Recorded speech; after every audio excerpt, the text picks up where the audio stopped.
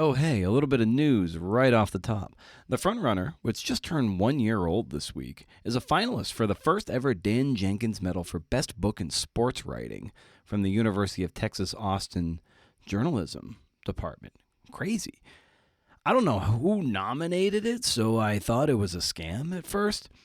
It's up against authors like Christine Brennan, Hanifa Durraqib, S.L. Price, and Seth Wickersham, just to name a few.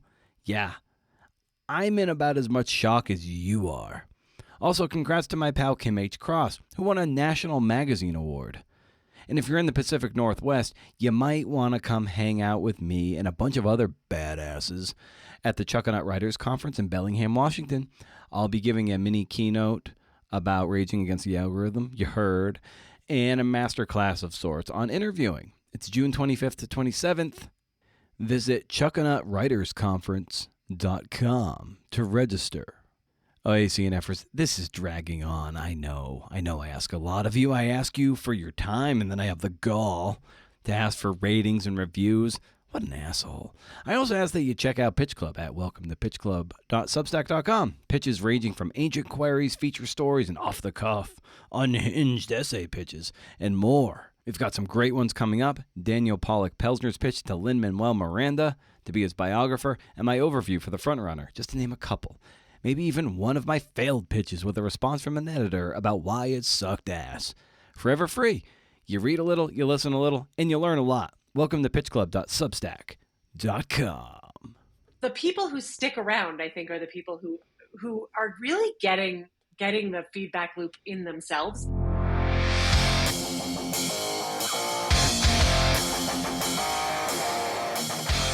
Oh, hey, CNFers. I didn't hear you come in. It's the Creative Nonfiction Podcast, a show where I talk to tellers of true tales about the true tales they tell. I'm Brendan O'Mara, the goose you fed bread to and now won't go away. Hey, you did it. Don't blame the goose. Today we have Ramona Ausubel, author of Unstuck, a writer's guide.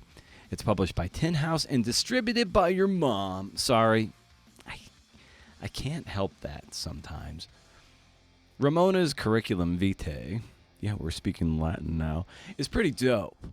She's the author of the novels The Last Animal, Sons and Daughters of East and Plenty, and No One Is Here Except All of Us. And the craft book, Unstuck, 101 Doorways, leading from the blank page to the last page, is reason enough for her to come on CNF Pod. Had a ton of fun with this one, and it's a craft bomb, so get your notebooks out, you little punk. Show notes to this episode and more at BrendanAmara.com. Hey, there you can read hot blogs, find out what episodes from the backlog you didn't know you were missing, and sign up for my two very important newsletters, Pitch Club and Rage Against the Algorithm. There's also patreon.com/CNFpod in case you want to chip in with a few dollar bills and get access to the Flash 52 sessions and maybe one-on-one calls with me. Depends on your tier. So Ramona's work has appeared in The New Yorker, Tin House, New York Times, Electric Literature, and online at the Paris Review. She has taught with Tin House, Bread Loaf, and she's a professor at Colorado State University. It's a really fun chat, really crafty bits. And we talk about why people want to be writers in the first place, the people who stick around, coming up with ways through. It's a relationship, not a project. No writing is ever wasted. Nobody needs a kind of written book. Submission clubs. The offering is the action, community, shame, doubt, and envy. Lifelong process of finding voice, inviting other influences, and when querying, answering the question who you will be, and platform.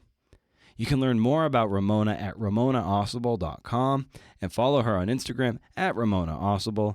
So I hope you'll stick around for a parting shot about 1 year of the Frontrunner. This episode will also rhyme with Roy Peter Clark's 2 appearances, maybe Ted Conover for his book Immersion, and then Dinty W. Moore for his appearance when he wrote The Story Cure. Links to those episodes will be in the show notes. But for now, here's Ramona Ausubel. Cue up a fresh montage.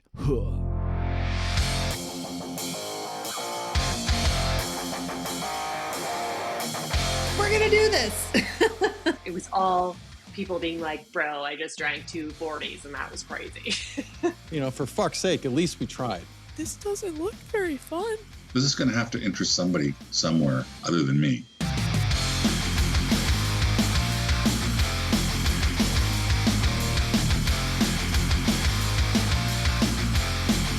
I've been a writer for a little more than 20 years or so, and often, especially coming of age as a writer in this era, social media is what it is, and it often paints a certain picture of what it looks like to be a writer, and it's usually some isolated cabin, and it's just all bullshit.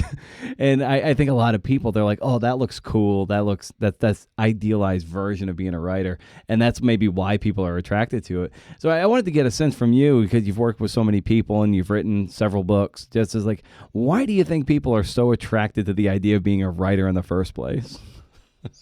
I love that question. I feel like there's two parts of it. One part is because it is an essential way to communicate, and that it's totally different than talking to somebody. There's a way that you get to form the whole thought as a writer all alone before anybody else is involved, tuning into your own thoughts and feelings and the way it feels right to you, the language, the music of the language, all of that is like so personal.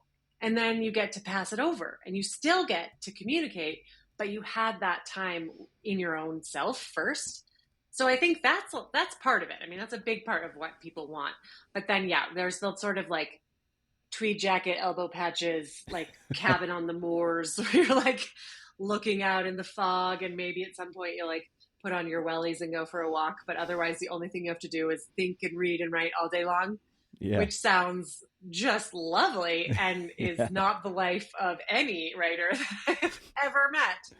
Yeah. So it does feel like there's kind of like a little come down at some point of like, wait, I thought that I was going to get that like stone cottage or like the turret looking out at the sea, or when is that part of it? And I also thought everybody was going to tell me that my work is great and appreciated all the time. And that also is like, you don't get the feedback necessarily that often.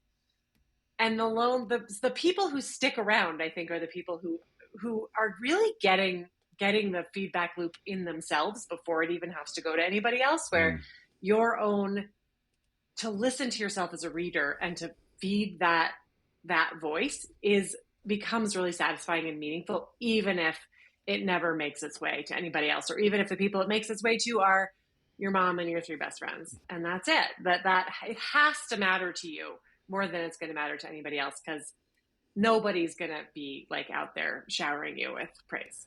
Oh, exactly. No truer words have been spoken. But like, it takes a lot of resilience and perseverance for sure to be in this game for any length of time. So what do you owe your resilience and perseverance to?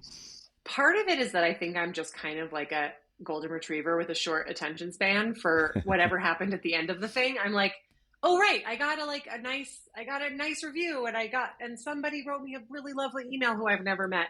That's cool. I'm on to the next thing. Or like, I got a terrible review and I accidentally, which I do not do, but early on, I read the comment section of a story that had been published. And I still remember very clearly, this was like 14 years ago, the comment that somebody was like, this makes no sense and I don't get it. That like lodged in the center of my body. But then I'm like, okay, well, I guess the only thing to do is continue along. So I'm like, throw the ball again. I want to chase the ball again. I want to play that game. I really love being in the work. I don't know. I think there's the more I go on, the more I understand that that's the whole thing. The whole thing is being in the process, me and what I'm thinking about, the way this idea is evolving, the way I'm coming to understand characters if I'm writing fiction, that's it. That's going to be the thing that makes it like forever imprint on my life. And the event of publication, whatever that looks like, is going to be like a little moment, like a little like fireworks, and it's a fun celebration, and then it's over and it's time to get back to work. So I think I just like keep going back to that. And I also think the reason that I wrote Unstuck is because I think I'm good at coming up with ways through. So whatever it is, I'm like, I don't know what to do next. And I have that, I don't know what to do next feeling. And then my instinct is, okay, cool. Let's first like be mad about that, eat a cookie, And then it's time to come. Well, I don't know. So what are we going to do? How are we going to solve the problem? It's a cool puzzle.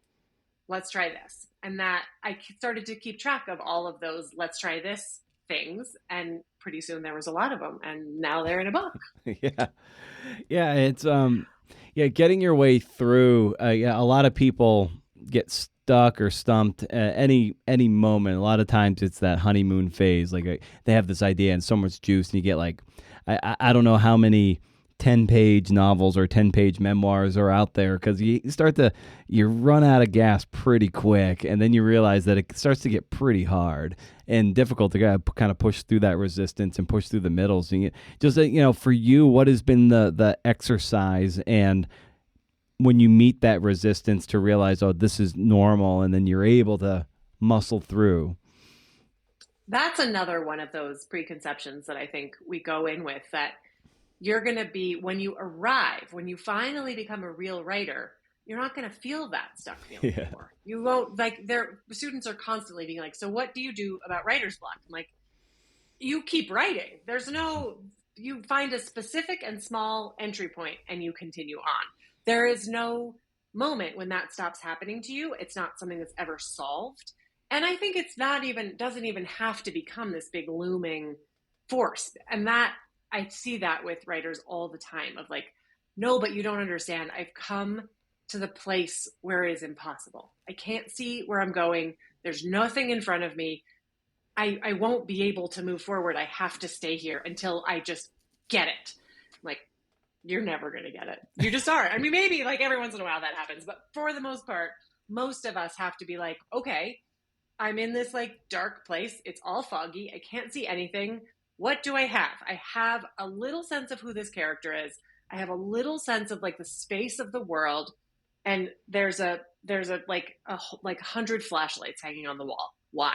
I don't know. Let's see what we can do with all of those things. And it's just like that next little step. And the next little step opens it up a little bit further. And you might get to another stuck place that's different than the one before. But again, you're going to look at what you have and keep moving forward.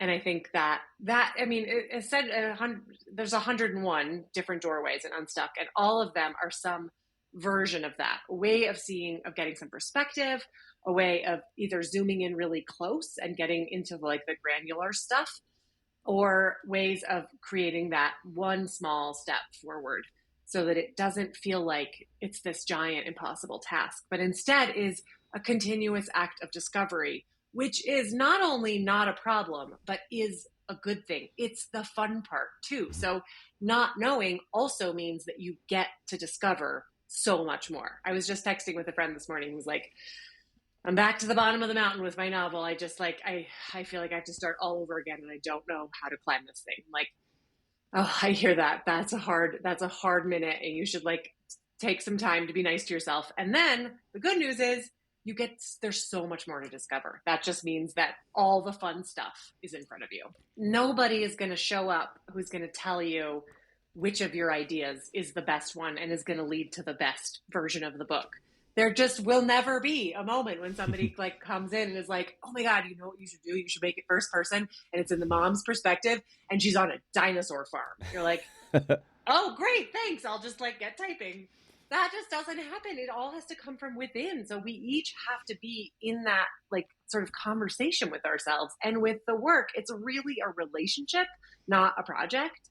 And if you are talking to it and you're noticing what there is and what you're interested in and why you are doing this in the first place, what your questions are, where in the book is or story or whatever it is your own personal like pain and obsession and appreciation, all of that, if that's in there, you have all the ingredients. There's nothing actually blocking you from that stuff.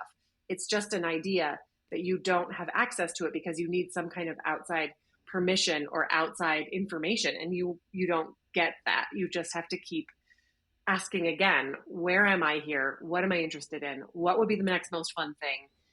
And what do I have in front of me that I can work with? Yeah.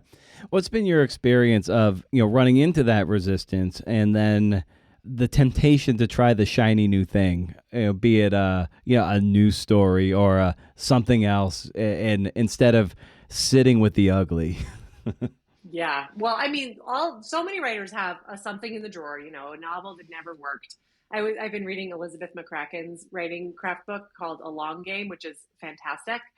And she talks about, I mean, it's a lot of novels she has not published, like a bunch. And she is a terrific writer. So if Elizabeth McCracken has 6 or whatever it is novels in a drawer, everybody gets to do that. If you come to the end of a thing and you're like, my heart's not in this, I don't want to finish this book, or I think this book was just practice for something else, there's absolutely no shame in letting that sit. And maybe you come back to it later and figure out that you unlock it, and maybe you don't. No writing is ever wasted. So whatever it turns into, whether it lives out in the world or not, it still matters for you and for what you can write next. And the only way to finish something is to keep coming back to it. There's no skip. You can't just scooch gently over the middle and land in the end and stick your landing and be like, I guess it's done. You have to write every single one of those pages, and you have to revise every single one of those pages over and over. And that requires a kind of persistence and just choosing to do it even when you don't understand it, because you won't understand it all the time. So yeah, but I also am a real believer in having another project that you're working on at the same time, so that you can take a break from the big thing that's scary and then be like, I'm going to write this short story because it is safe. It feels like I'm floating in a swimming pool on my little swan floaty, and I've got a Mai Tai and a bag of potato chips, and it's all going to be okay.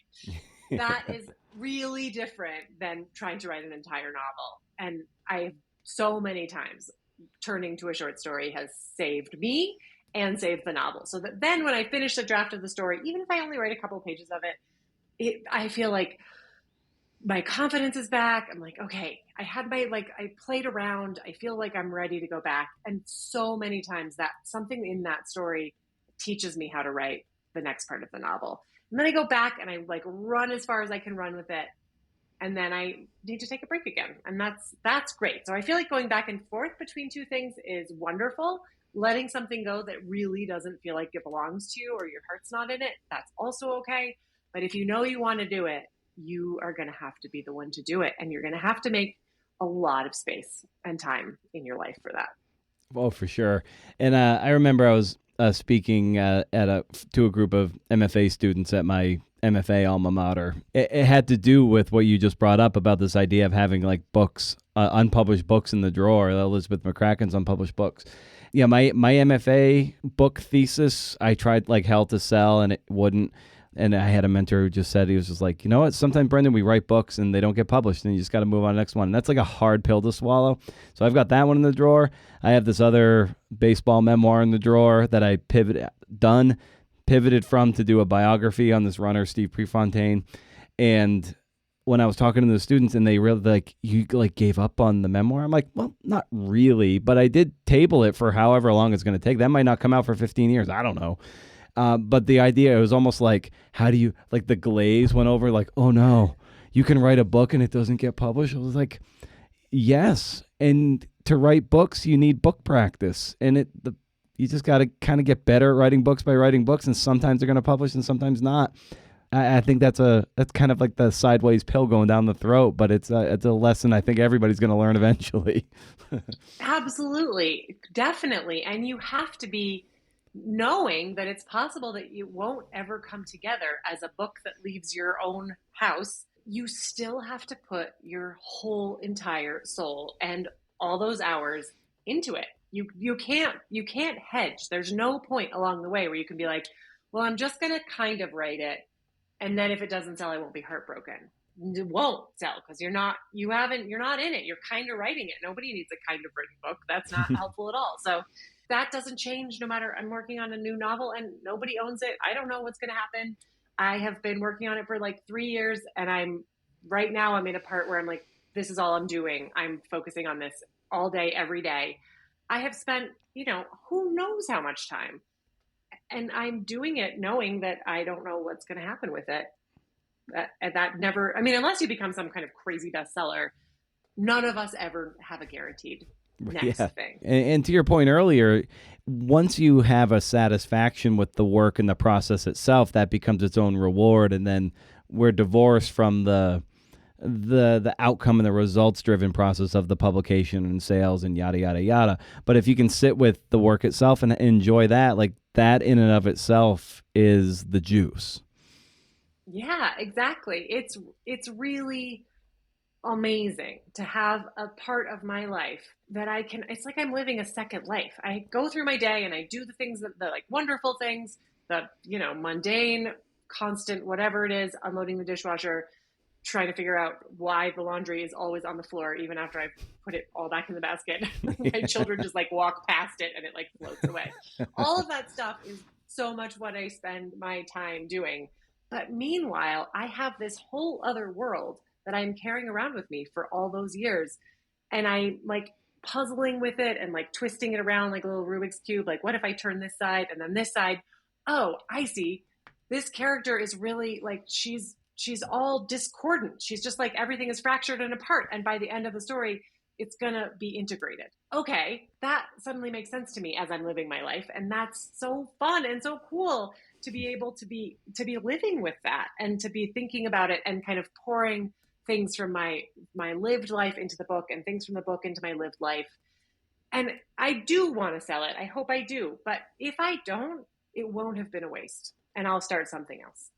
Well, speaking of like things that are, published over the course of your career, like what can you point to as like a very early win, an early victory for you that put wind in your sails that you point to like, oh, cool. Like here's that early win that gave you some confidence in this. Well, I had a teacher who asked for a story. He was like, I'm going to send me that story. I'm going to submit it for a fellowship. And I was like, okay. So I sent in this story, and which is about, it's very much fiction, but it is about my grandmother's death. And it's the character that is sort of her character is on this ship with a lot of other grandmothers floating in the middle of the ocean, and they don't know why they're there or what's happening. And so I gave him that story, and I didn't win the fellowship, but the fellowship was sponsored by One Story magazine, and they said, we'd like to work on this with you with an eye toward publication, which I was like, oh, I am not letting that door close. I will be like the hardest worker you have ever met. We will get this story there. So we worked on it. It was like a bunch of drafts. And Hannah Tindy, the editor there, is really brilliant, and it was fun to work with her. And then they published it. And it came out right after I graduated from my MFA, and it was the first thing I'd ever had published. So that was a very, just like turns that were lucky and supported by other people and that had a lot of work behind them and a lot of like real feeling behind it. I really, that story really, I wrote it because I really wanted to be able to picture this person who I had loved so much and had been such a strong supporter of my writing somewhere. I needed to like place her in some other world. And that is why I wrote it. So I really meant it. And that all came together. And then that story, because one story that they published one story at a time, it's like this little booklet, and they send the book, everybody subscribes, and they also send it off to a lot of New York publishing people.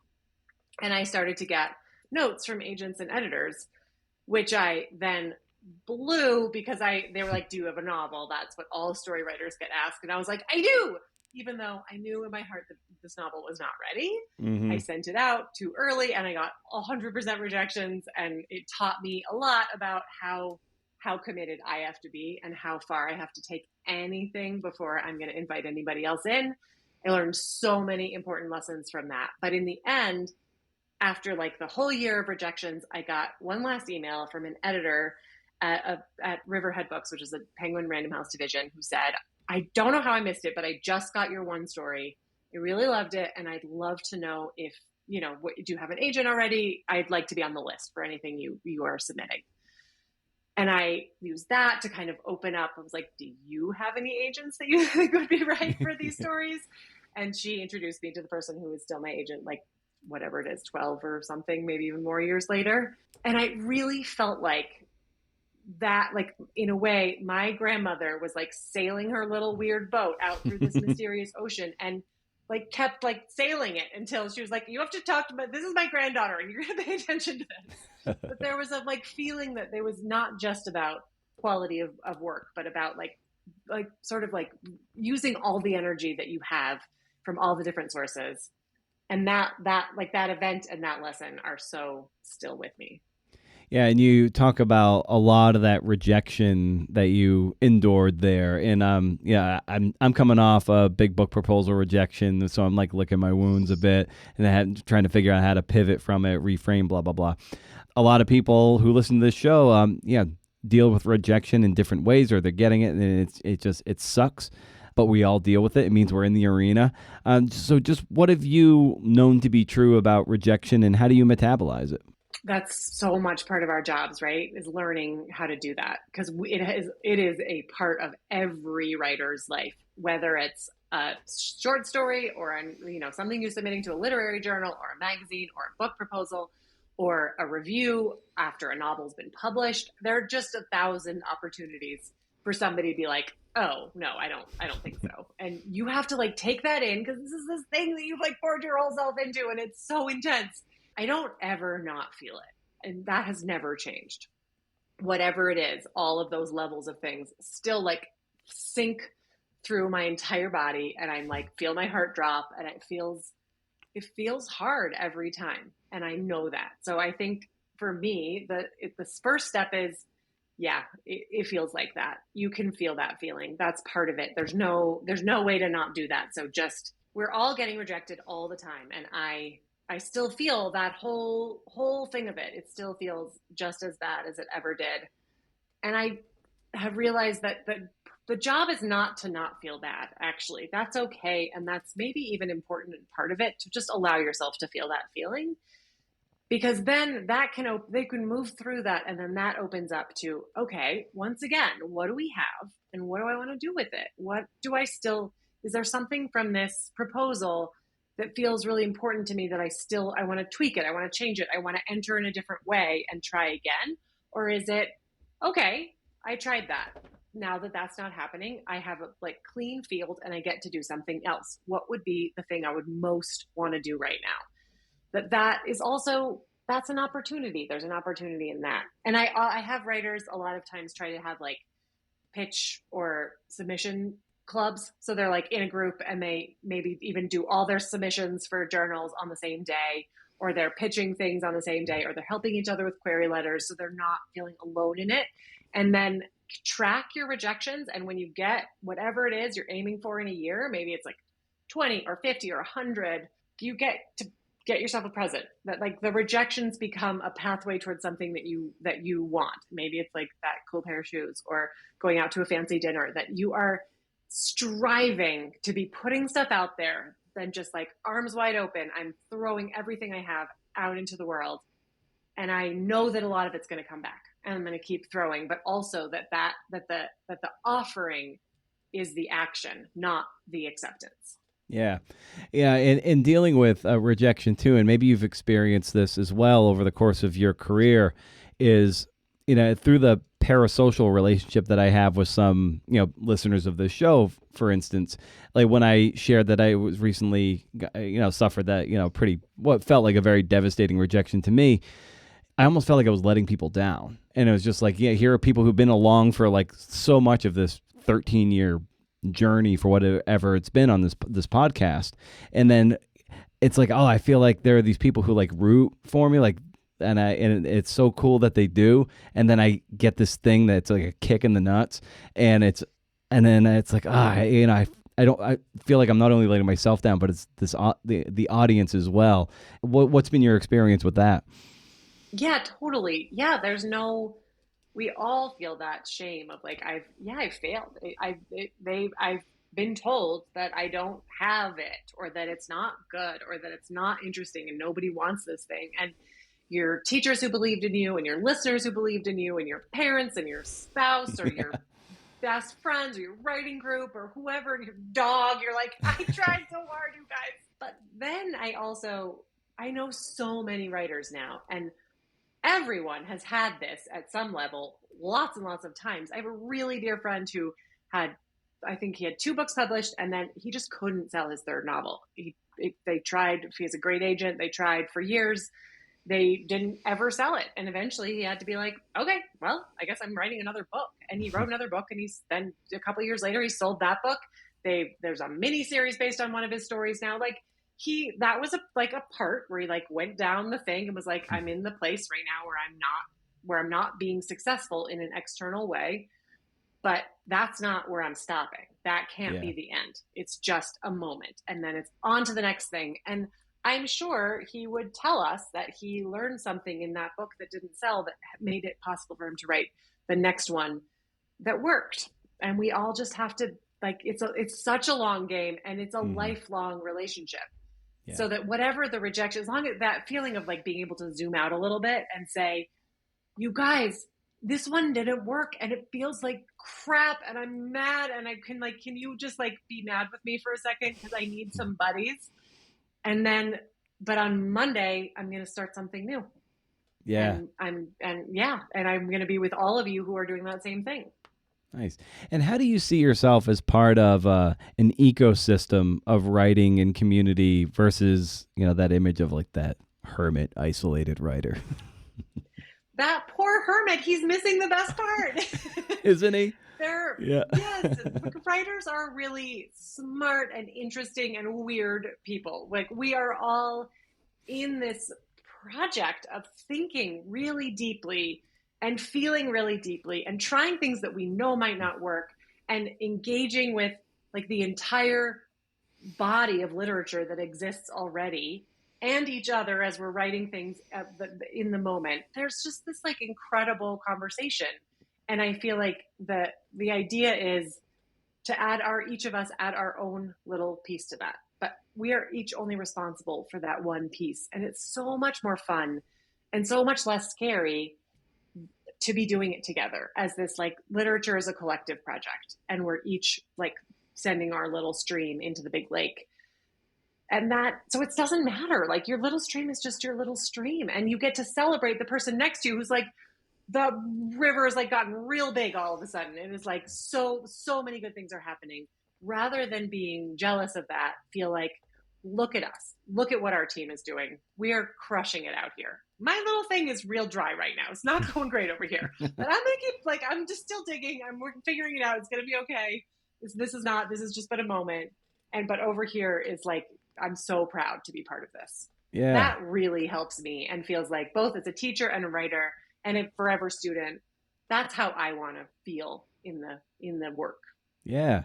And when did you feel that you were ready to write a craft book? I didn't intend to do that at all. That was definitely not what I started out thinking I would do. In fact, I started the earliest iterations of what became Unstuck was when I was teaching in a low residency MFA program. And I was like, okay, cool, workshop. I got it. And then they were like, oh, as faculty, you also will give a craft talk. And I thought, oh no, I can't give a craft talk. I don't have like a great lecture on point of view or like how to situate backstory. I don't have an official opinion about any of this yet. I'm still too new and I'm not that kind of writer.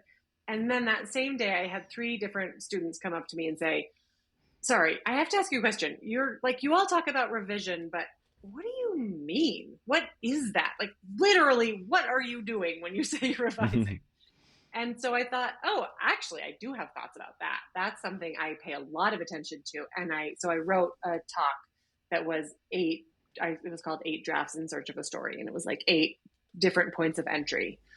Then that sort of grew and grew as I taught in different places. And I started to have these kind of different islands of these doorways, as I thought of them, that were like the doorways in, getting started, doorways through, like continuing through that long middle, doorways up, getting some perspective, especially on a long work, which is so hard, and then doorways out, finishing and moving on. And as I started to see those separate sections, and I probably had 50 of them, I thought, I wonder if this could be a book. And I had a long conversation with my agent about it, and we thought about it, and then we wrote a proposal, and it took a really long time to sell it, and then it eventually did sell. Yeah. Did you feel like, in a sense, because I think you've got 5 novels and short story collections together, what did you feel like you needed a certain number of books under your belt before you could be taken seriously as someone to write a craft book? I definitely would not have tried to do it early on. I mean, I wouldn't have even considered that I could. Like, Yeah. that would never have crossed my mind in those first, even in like after book 3 or 4. So yes, there's probably part of that. Although I wasn't thinking I need to have 5 books before I can think about that. It felt like it just kind of came at the right moment. And I had been teaching now. I've been teaching in some capacity since 2005, so like 20 years. But there was a gap in there for a little while where I wasn't teaching as much. So it's been. I feel like I really have. Like, I belong to that version of myself. I really do feel like I'm a teacher, and that is a mode that feels authentic and honest. And that means that it felt like I could write the craft book with that same authenticity and honesty, which is the only way that I think anybody should write any kind of advice of any Yeah. sort. And it really wasn't, it wasn't for me. It felt like I have this offering, and if it's useful, whoever it's useful for, they're welcome to join me in my weird ideas.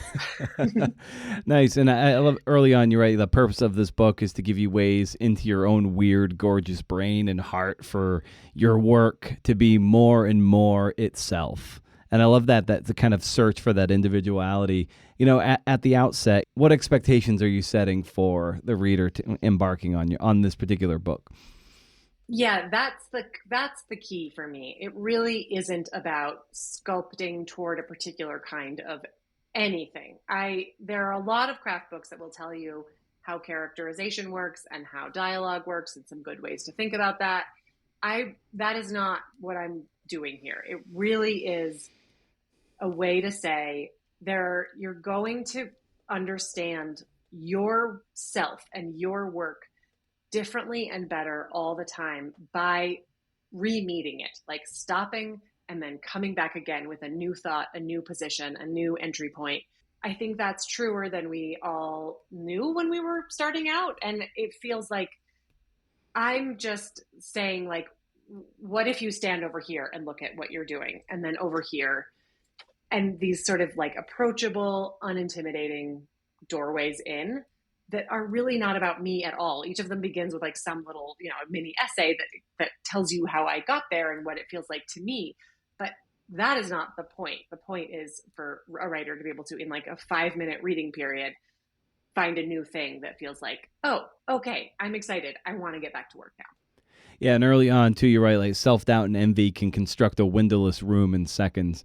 And I love that element because we're always dealing with doubt and certainly envy. And I just wanted to get you to unpack that a little bit, and maybe how you deal with the doubt that's inherent to this, and what happens when those like jealousy hackles start to go up, which you allude to also in step 100, but you also gave a hat tip to it here in the kind of in the introduction. Yeah. I think those are the shame, doubt, and envy are probably the things that shut us down most easily.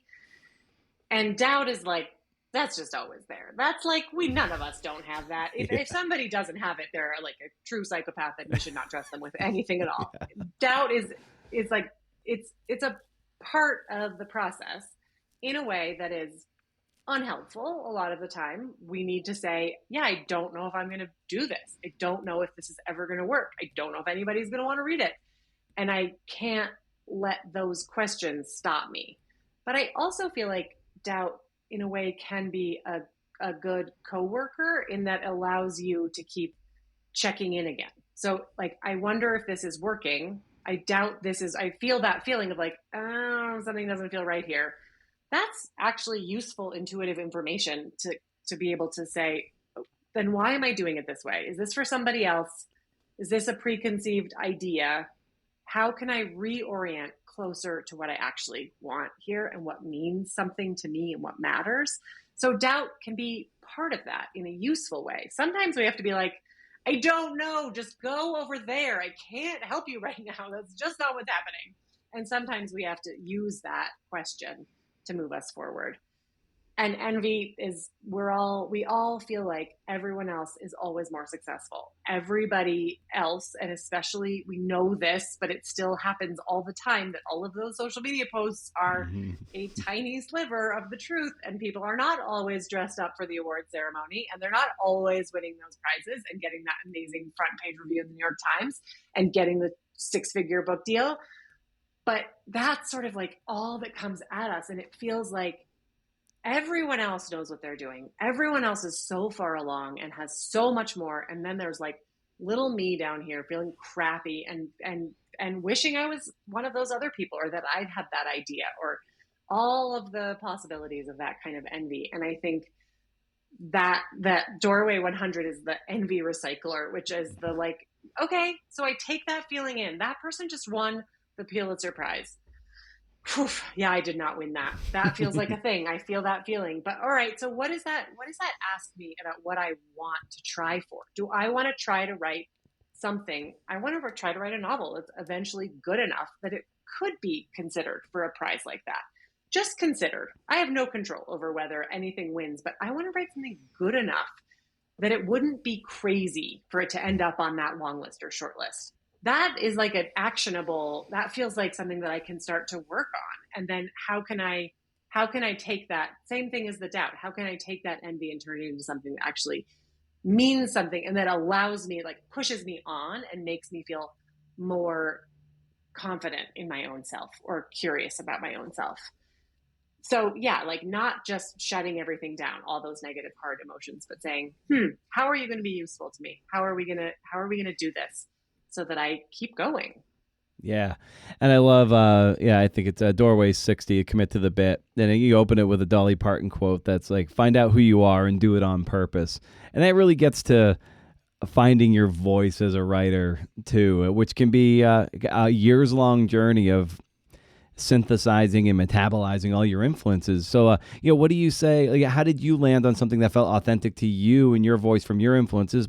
And how do you coach people to find their own voice and to be patient to find in finding it? Yeah, it is such a lifelong process, and I feel like it's also changing all the time. That your voice is not a fixed thing that you finally are like, got it, I trapped it in the jar, it's never going to get out now. Yeah. But it's changing because you're growing older and you have new ideas and new ways of seeing things, and things sound different to your ear. So I think I really tried to, in everything I wrote, tried to do things that I just really enjoyed and tried to work on things that I wasn't good at yet. So I was using stories when I was first writing stories as sort of like a laboratory experiment. I was in graduate school. I knew that I eventually wanted to get back to this novel that I'd started, but that I was in no way ready for it. So I was like, all right, I'm going to learn to write short fiction. What does this feel like? And how can I do this in a way that feels like fun and cool? And I would just like allow the weird idea to exist right away. But I also would be sort of noticing something that I wanted to try, maybe some like formal inquiry, or like a plot feels like something that is not my natural element. So I'm always trying to figure out how to like push the things that feel totally just in me up with the things that come from the outside in some way, and get them to like not just like fight with each other, but like get some friction and have them rub up against each other in a useful way. And I think that is kind of like the voice is somewhere between those two things. It's in the trusting what you are interested in and following your weird, as Jim Shepard says, which is my favorite writing quote, and learning. And if you're always doing those two things, you can't help but be yourself in at least a lot of ways.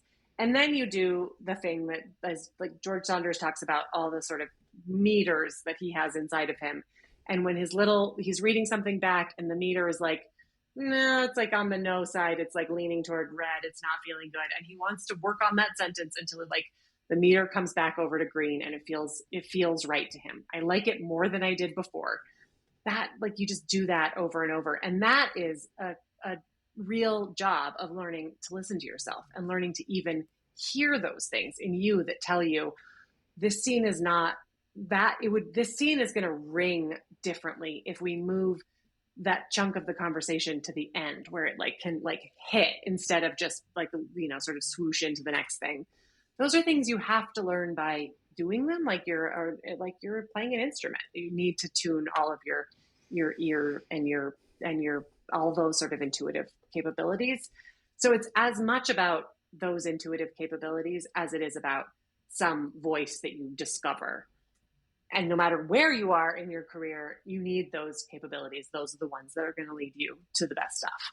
Yeah, I was lucky enough to speak to a group of profile and feature writing journalism students at the U of O yesterday in Charlie Butler's class. And at the end, a young woman came up to me and she's was asking about the podcast and everything and how I had started it so long ago. And she's like, and now like everything is so crowded and like, how do you stand out? And I just said, like, whatever makes you weird, like double down on your weirdness, because that's the only way you'll ever start to stand out. Like, be very specific.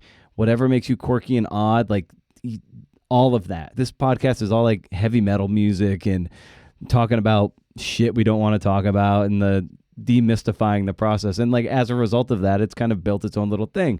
That's what makes me weird in this ecosystem.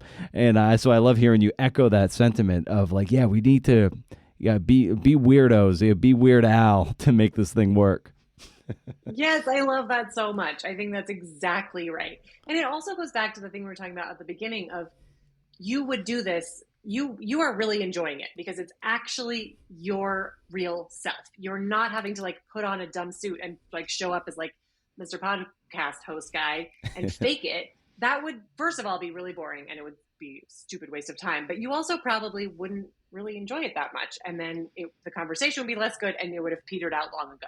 But because you made the choice to show up as yourself and to invite other people to do the same thing, it's alive and real and cool. And you get to keep being whoever the next version of you is and keep inviting other people and allow it to evolve.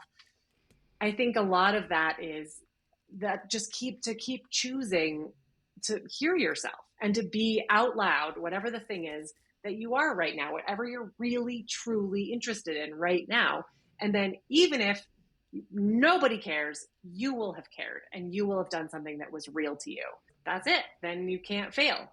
Yeah, in Dory 48 about reading, you write that my students are often afraid that they'll copy someone else or that they'll be unable to tell the difference between inspiration and their own voice. In almost every case, we become clearer about our own perspective the longer we keep writing. So that's kind of that's echoing the sentiment we're talking about now of synthesizing those things. But yeah, it's a long game, and being in it gives us a chance at developing into a truer sense of ourselves, and that's which is always evolving. Yeah, exactly. Yeah, and that inviting those outside influences in is like the more you open your arms to that and have lots and lots of things that are coming into your brain and yourself, the more interesting and textured your own thinking becomes. So it's not, I mean, I definitely do avoid sometimes reading something that I feel like might be too close to what I'm writing at that moment. But that's like a moment. Then pretty soon my thing is already like off and it's itself, and I'm not worried about reading something that turns out to be a different version. It always also turns out to be way more different than I ever could have thought. So it's like the fear is not really real.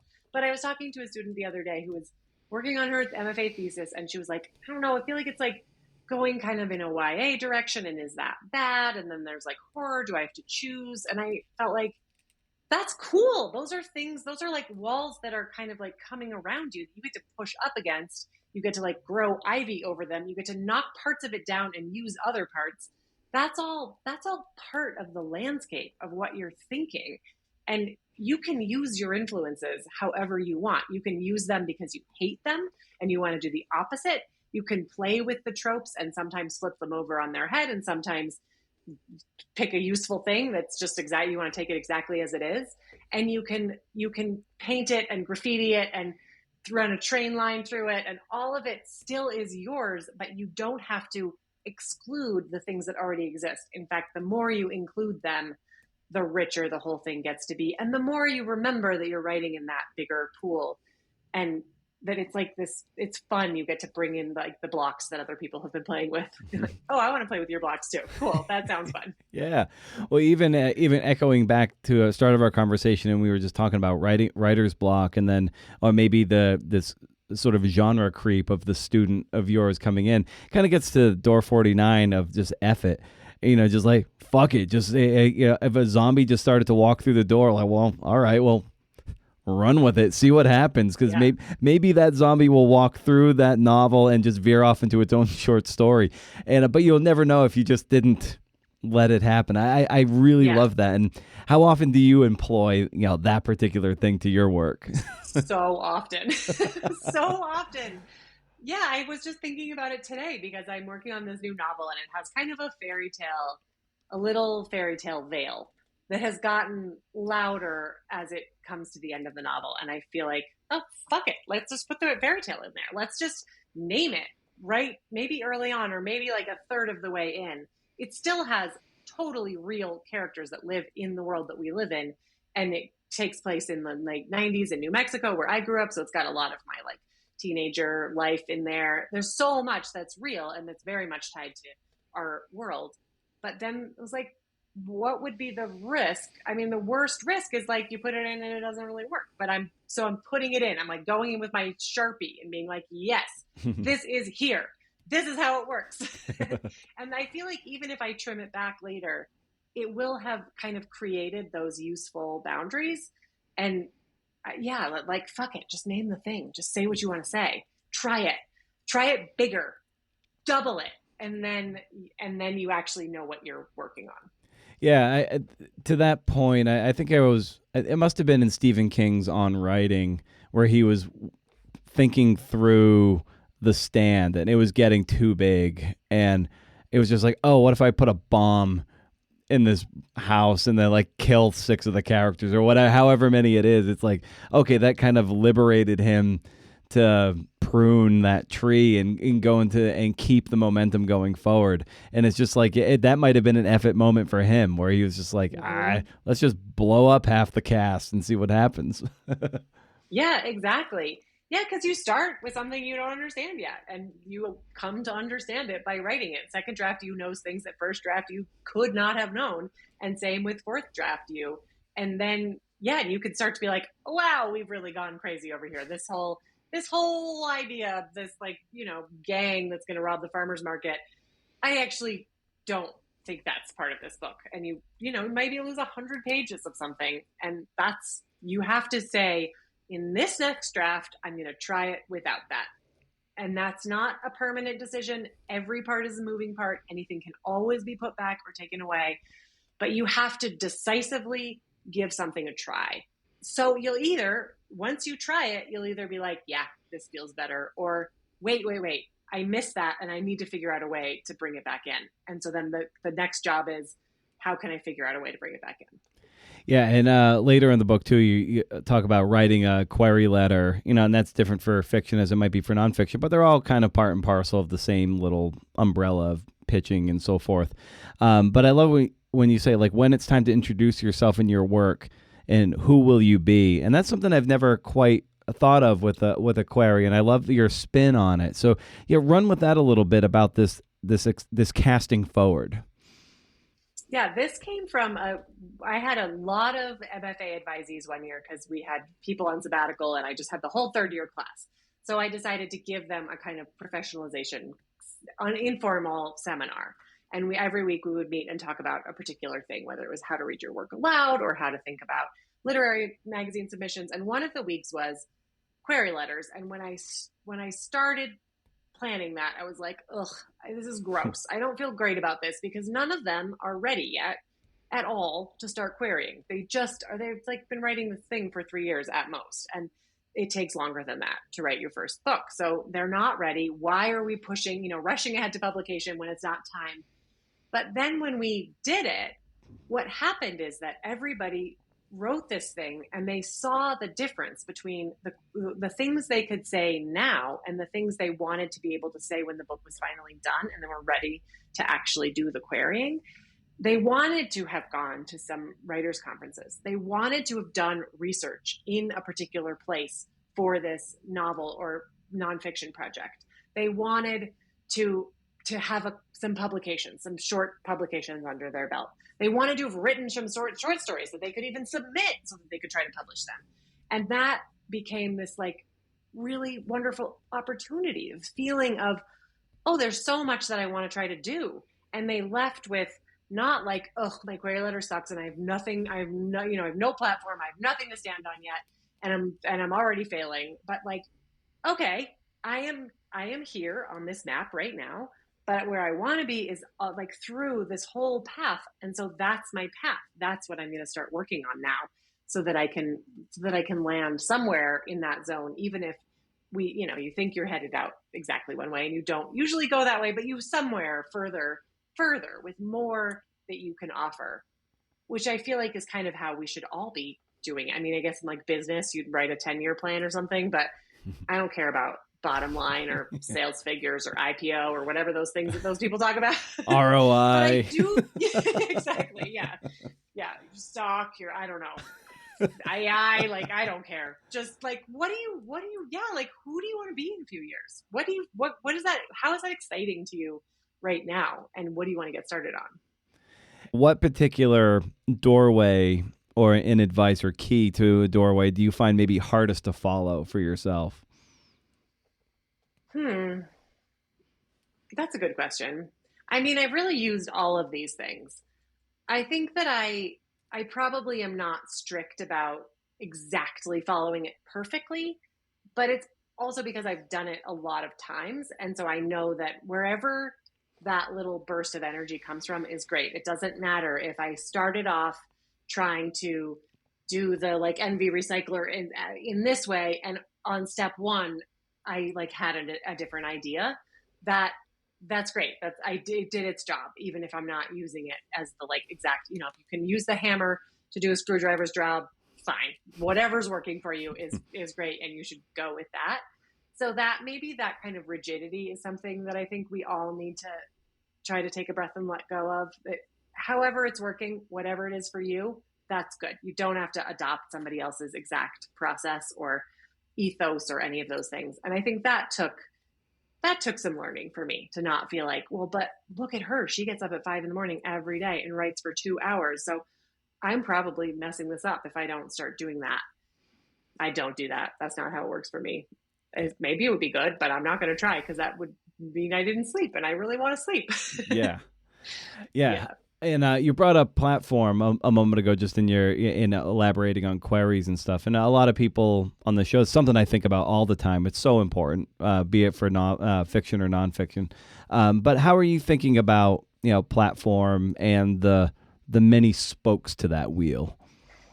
Yeah, I think I'm lucky to have started writing before, like, Facebook was still only for college students when I was the first year I was in grad school, and then they opened it up somewhere down the road, and we were all like, ooh, what's going on in that new thing. But it wasn't there's no professional social media yet. It was all people being like, bro, I just drank 2 40s and that was crazy. Yeah. So I feel like I had a little more space at the beginning to not know what a platform was and what I was supposed to do to be a professional writer. And I was just writing the best things I could and getting them really far along, like working so hard. And that so there's like definitely things to say about the platform, but I feel like no matter what else, even if you have 25 million followers on whatever platform and you're the world expert in fake plants, you still need to write something really great. You can't do anything without that. That's it. You need to be able to send that query letter and for the person to read the first 10 pages and be like, send me the whole thing immediately. I can't wait to read the rest, because you have poured all of yourself into it and worked on it for as far as you possibly can with readers and feedback and all the help. So no matter what else the platform might possibly be, the work is 95% of what you need to be thinking about.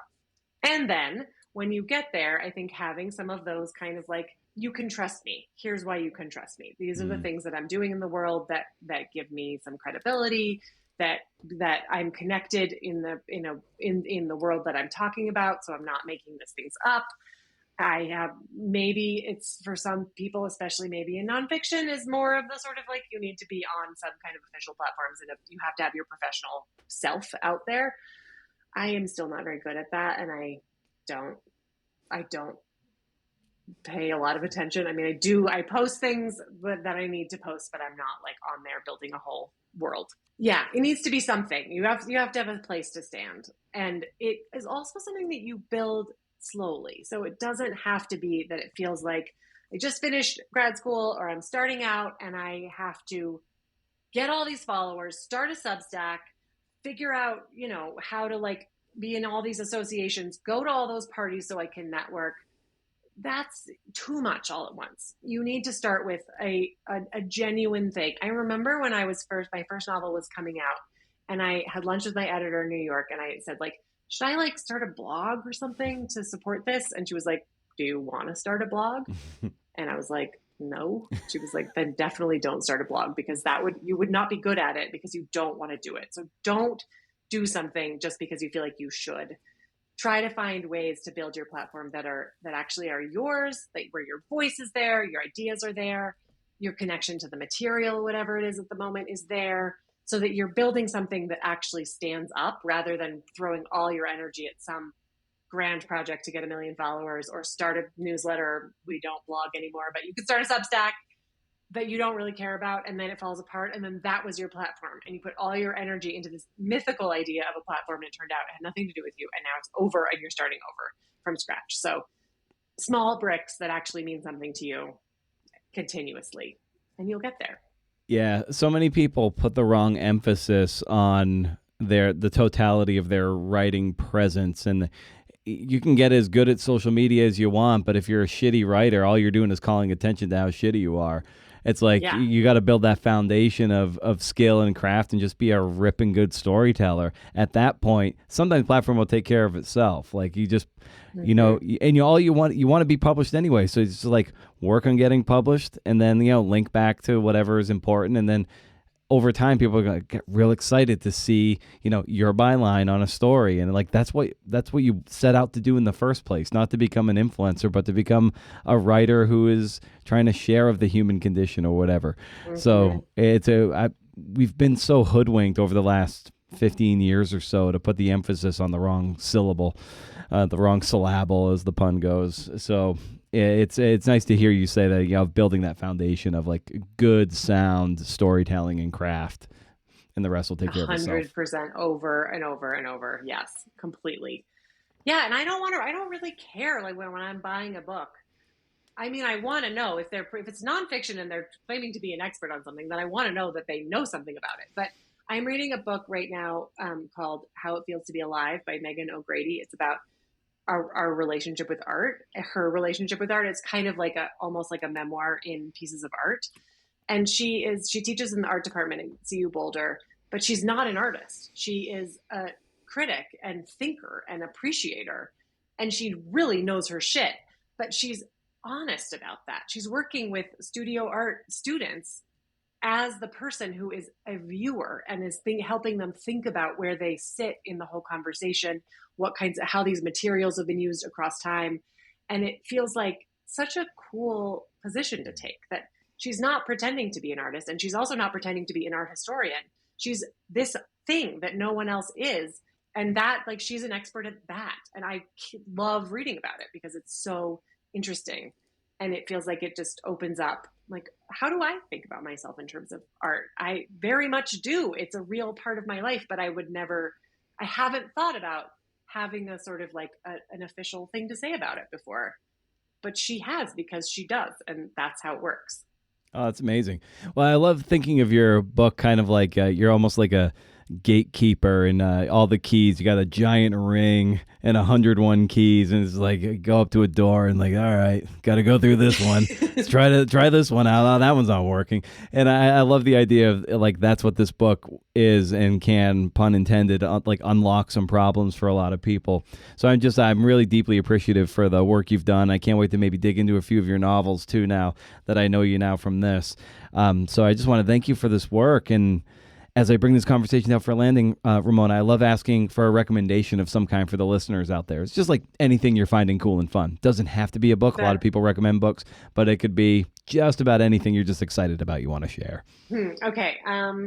I've been on sabbatical this year, and one of the things I've done is taken a bunch of art classes, and I'm not good at these things. And I have really discovered the joy of being bad at stuff. That I am used to being the teacher. I'm the expert in the room. Have thought about writing for a long time. I know stuff about writing.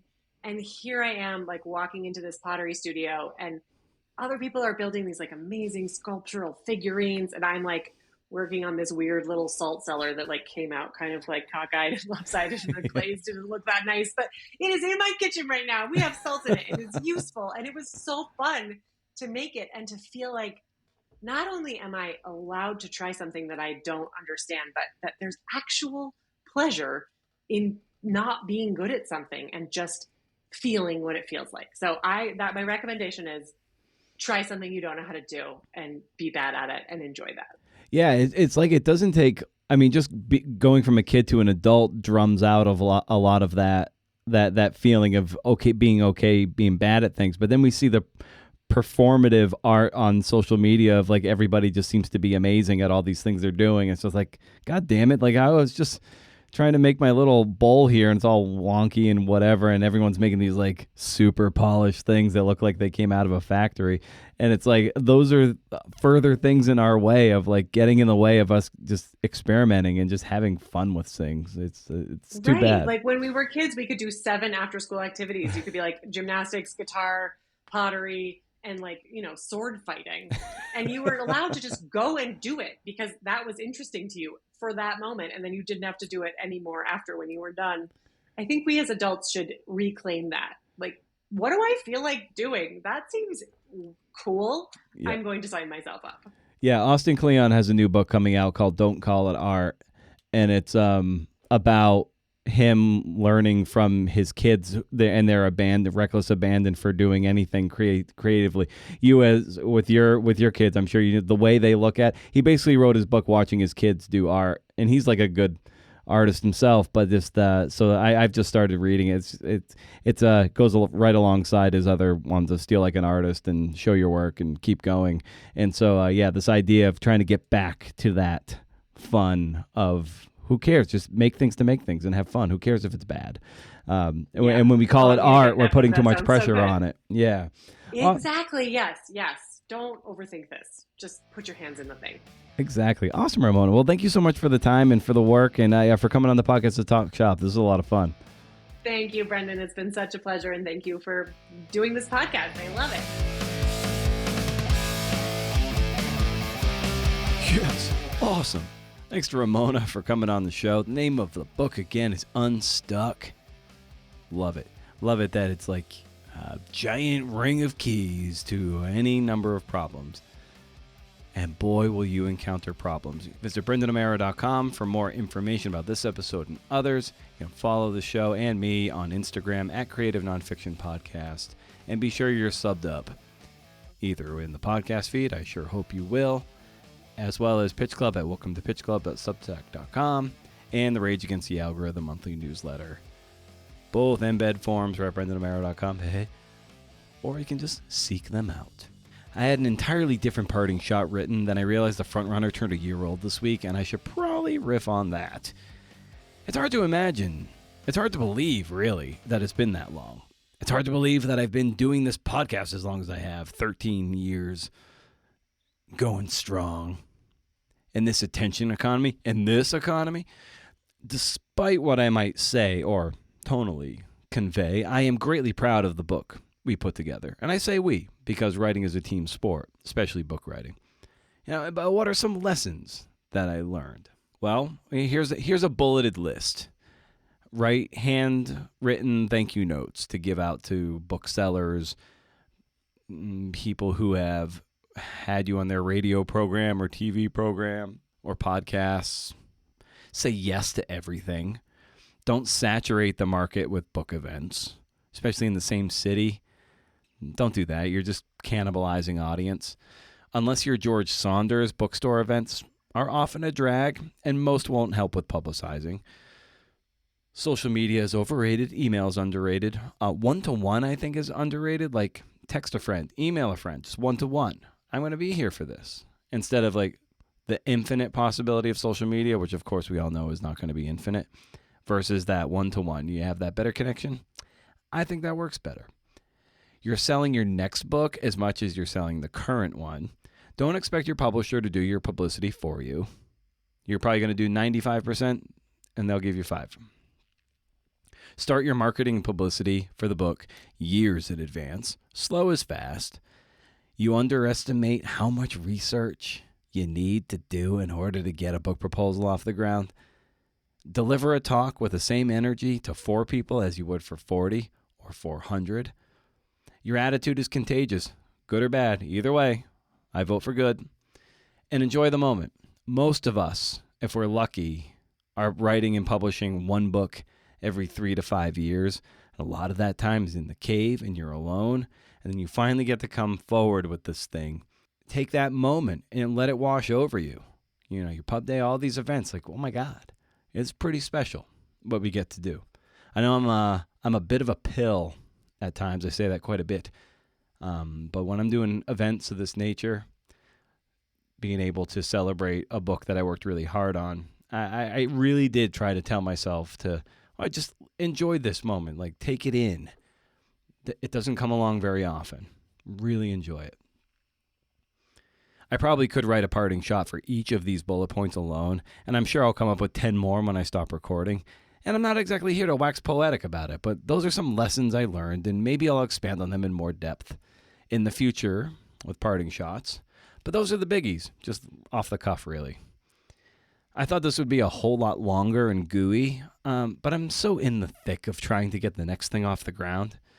And I had a couple phone calls with other writer friends, and sometimes you leave those conversations feeling like there's no hope at all. And it's because there's so much uncertainty. And I think we all want a taste of certainty, like a shot glass of certainty. Not a keg, just throw one back. A body shot of certainty. So happy 1 year to the front runner, and stay wild, CNFers. And if you can't do, interview. See ya.